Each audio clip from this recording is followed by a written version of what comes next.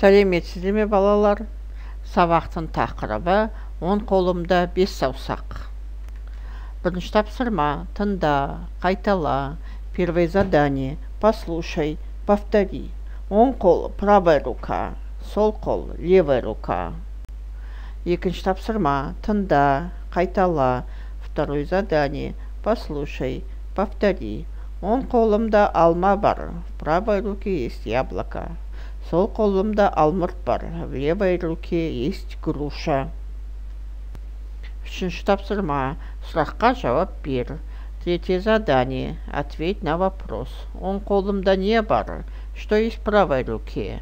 Сол қолымда не бар? Что есть в левой руке? Төртінші тапсырма: тыңда, қайтала. Көбелек жасайық. Четвертое задание: послушай, повтори. Давай сделаем бабочку.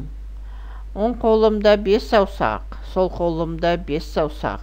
Екі қолда барлығы бар екен ғой 10 саусақ.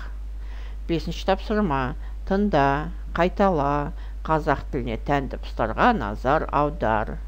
Пятое задание: послушай, повтори. Обрати внимание на звуки казахского алфавита.